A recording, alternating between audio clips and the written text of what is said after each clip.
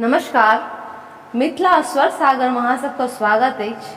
हम सीमा मिश्रा आइ अहाँ सबके मधुश्रावणी के ओरियान पूजा केना कयल जाइए और पंचमी मधुश्रावणी कहिया छै से आइ सबके बतबऽ जा रहल। 13 तारीख के पूर्णिमा पड़ि रहल अछि और ओकर बाद 18 तारीख के पंचमी अछि। ओहि दिन नवकी पबनैतिन पूजा नहा धोकर तैयार होकर ओहि दिन से पंचमी दिन से पूजा शुरू करथिन और 31 जुलाई के मधुश्रावणी के पूजा हेतै।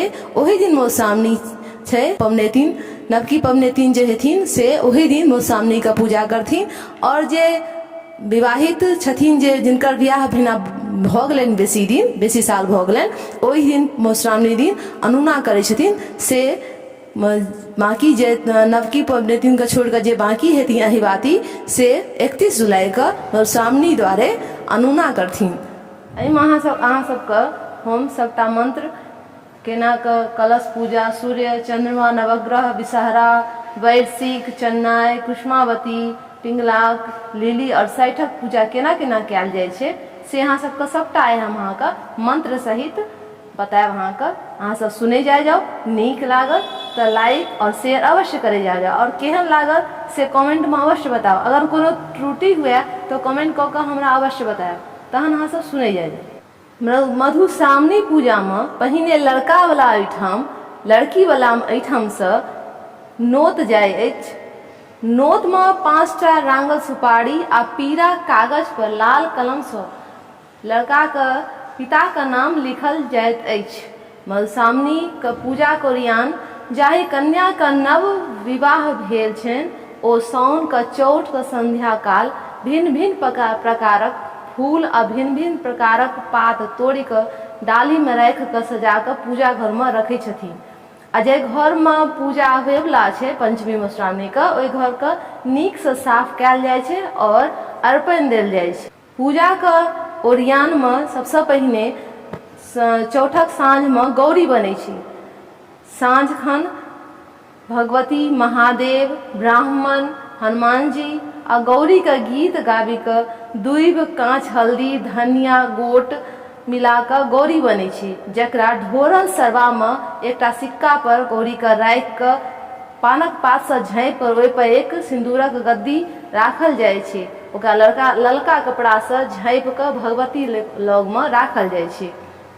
5टा पात मेना के 5टा पात केरा के सासुर दिस से और 5टा पात मेना के और 5टा पात केरा के नैहर दिस से रहे छै जाहिमे विषहरा लिखल जाइ छै सिंदूर से काजर से पिठार से और श्रीखंड चानन से।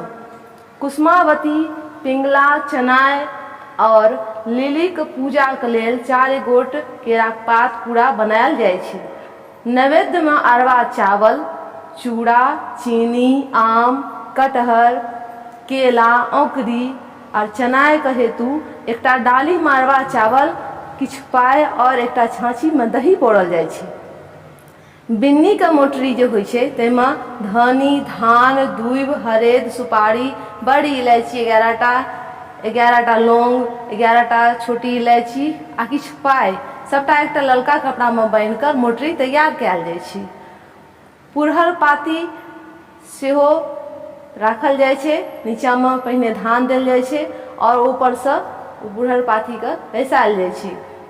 गाय का दूध पान सुपारी गौरी के लेल फूल नीमक पात नेबो कुश 5टा माटिक विषहरा नैहर दिस से बनै छै आ 5टा सासुर दिस से अबै छै। आब पंचमी दिन के पूजा होइ छै। ओहिमे पहिने भगवती के फिर ब्राह्मण का फिर और कुल देवता का गीत गायल जाइ छै। नवकन्या नहा धोकर भोरे भोरे नवका कपड़ा जे सासुर दिस से आयल रहै छै और नवका चूड़ी पहिर कऽ सबटा साज श्रृंगार कऽ कऽ तैयार भऽ कऽ भगवती लग में जाकर गोर लागै छथिन और गौरी के लऽ कऽ आबि कऽ पूजा के जे स्थल रहै छै ओतऽ जाकऽ बैसै छथिन। पुरहर पाती आ कलश वाला जगह पर कलश में पानि जल दऽ कऽ ओहिमे एकटा आमक पल्लव देल जाइ छै और पाती मतलब अहिबात, ओहिमे दीप जरा कऽ एकटा छोटका सरवा लऽ कऽ आधा झाँपि कऽ ओकरा राखि देल जाइ छै। सब दिन जे पूजैवला गौरी होइ छै ओकरा उत्तर दिसमे रखै छी। सासुर दिससँ जे आयल रहै छै गौरी बना कऽ से बीचमे रहै छै और दक्षिण दिसमे नैहरमे गौरी बनायल जाइ छै से रहै छै। आ ओकर बादसँ एना कऽ सबटा जहन तैयारी भऽ जाइ छै तहन कन्या पहिने गौर पूजै छथिन, ओकर बादसँ कलशके पूजा शुरू होइ छै। कलशके पूजाके बाद फेर सूर्य देवताके पूजा होइ छनि, फेर चंद्रमाके पूजा होइ छनि, फेर नवग्रहके, फेर विषहराके, वैश्विक पूजा होइ छनि, फेर चनायके, फेर कुसुमावतीके, फिर पिंगलाके, लिलीके और फेर सठिके। बारी बारीसँ सभक पूजा होइ छै जे अहाँके हम एहिमे पिक्चर संगे अहाँके दऽ रहल छी, जाहिमे सबटा मंत्र लिखल अछि और की चढ़ायल जेतनि से सबटा चीज मंत्र संगे लिखल अछि। अहाँ सब देखे जाओ।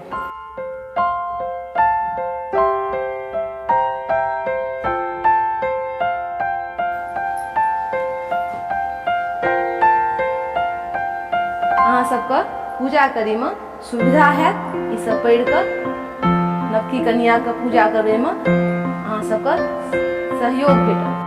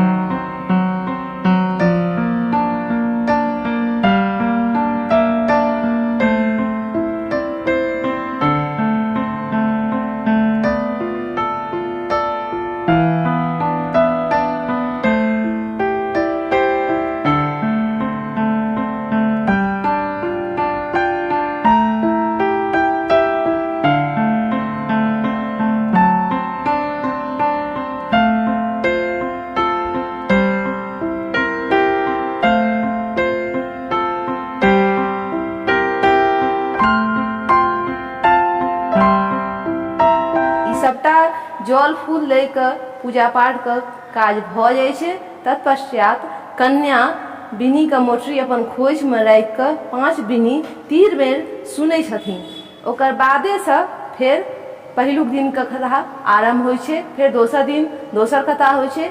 अहाँ सबके हम बारी बारीसँ हर दिनके कथा अरे अलग अलग वीडियोमे अहाँ सबके हम वीडियो बनाकऽ ऑडियो संगे अहाँके देब, अहाँ सब सुनै जाओ। ओकर बाद ओकर कोनो कमी हुए तऽ ओहिमे अहाँ कमेंट करे जाओ और नीक लागे तऽ लाइक करब और शेयर करब। और नवका जे सुनैवला है श्रोतागण है से सब्सक्राइब अवश्य करे जाओ। अहाँ सब जे सब्सक्राइब करै छियै तऽ हमरा बड्ड प्रोत्साहन भेटैए, आ लाइक करै छियै तऽ मोन हमर गदगद भऽ जाइए अन्दरसँ। तऽ अवश्य अहाँ सब लाइक शेयर करे जाओ, कमेंट करे जाओ। धन्यवाद।